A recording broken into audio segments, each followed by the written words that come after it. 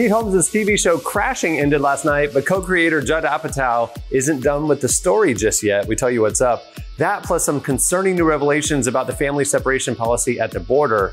And of course, Chick-fil-A is going to help you cheat at Lent. We tell you how. It's all coming up. This is Relevant Daily. Relevant Daily. Hey everyone, I'm Cameron Strang and welcome to Relevant HQ and welcome to Relevant Daily, where we tell you what you need to know today at the intersection of faith and culture.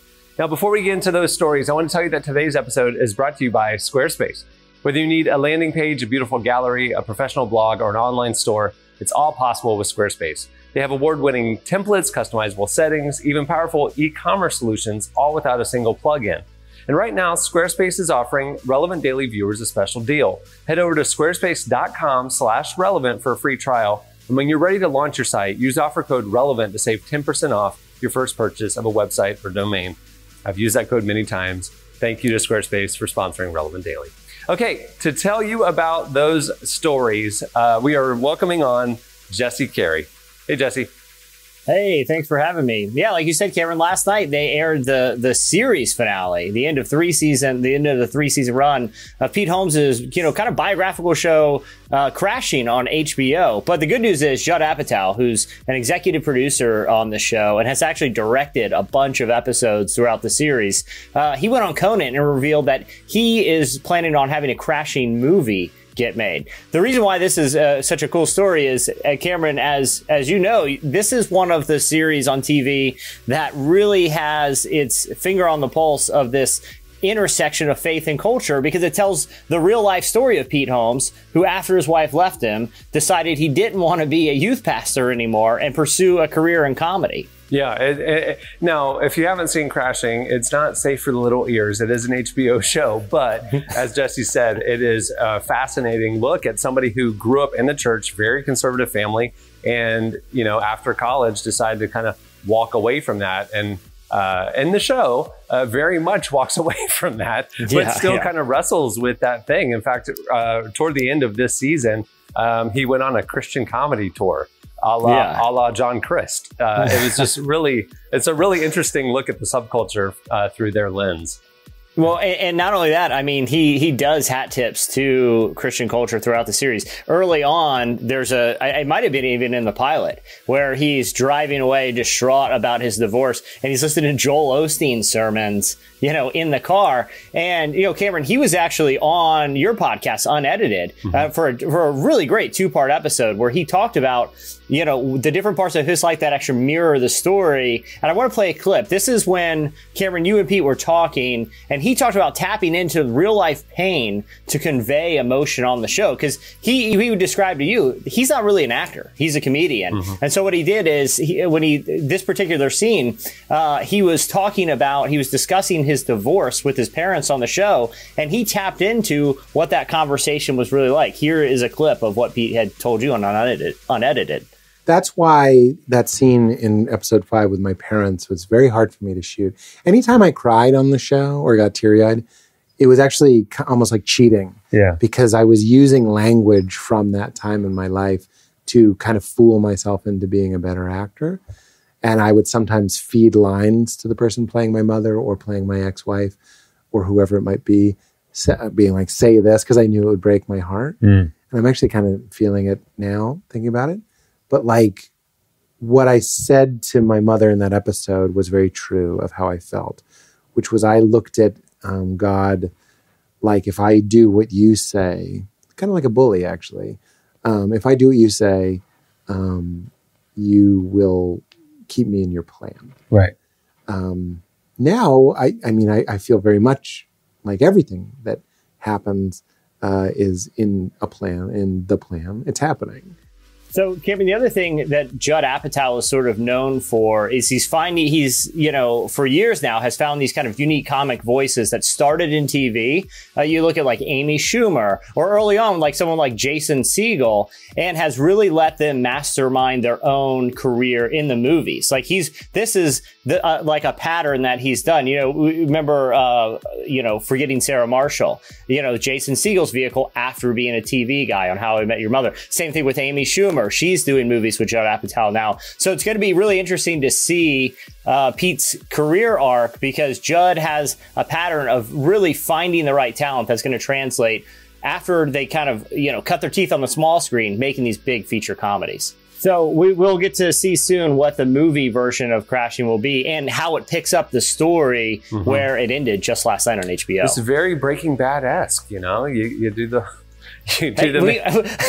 the crashing universe, the crashing cinematic universe, I'm looking forward to it. I'm a fan. Okay, on a completely different note, there's a new study that came out that's revealing some very concerning information about the family separation crisis at the border. Tell us about it.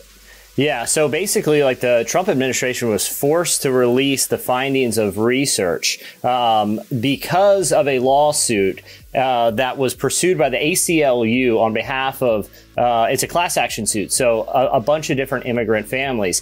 And so the United States government was forced to, in federal court, show that 471 parents were deported from the United States without their children following the Trump administration's implementation of its zero tolerancy family separation policy. Now, one of the reasons that's so concerning, other than just on the moral outrage level, is that there could be serious legal implications, and that's what the ACLU has wanted to prove by having the government release this information, because a lot of these seem to have happened after June 2018. The reason why that's significant is actually a federal judge blocked the zero tolerance policy, effectively ending family separations with that ruling in federal court. But what these numbers show is it continued even after a federal judge said it had to stop and that it was illegal. Wow. The other significant things from the hearing is just the chaotic way that this was put into place. So testifying at this hearing was Homeland Security Secretary Christine Nelson, and she admitted in court this week that she didn't even know that that at the time Attorney General Jeff Sessions was going to announce the plan when he did back in April.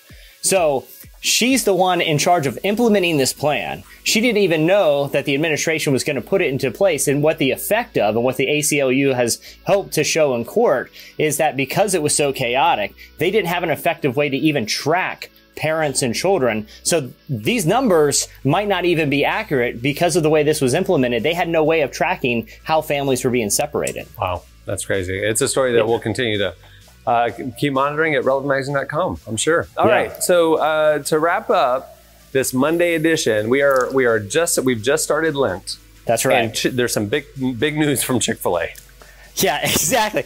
Cameron, here's the thing about Lent. So if for people who are, aren't Catholic or maybe don't come from a liturgical tradition, the whole purpose of the season of Lent is a time of self-denial. I'm going to deprive myself of something that I want to reflect on the sacrifice of our Lord. A time of humble reflection leading into the Advent season when we remember what Christ did for us on the cross. So on the bare level, a lot of Catholics say they will not eat meat on Friday. Some won't eat meat through the entirety of Lent, but there is a little loophole. That is, fish doesn't technically count as meat in religious circles. So Chick-fil-A has announced that for the Advent season only, they announced, this is what their press release said, Cameron, some fantastic news. Oh no. You can still technically observe Lent because up through March 20th, for the exact 40 days of Lent, they will be offering fried fish sandwiches.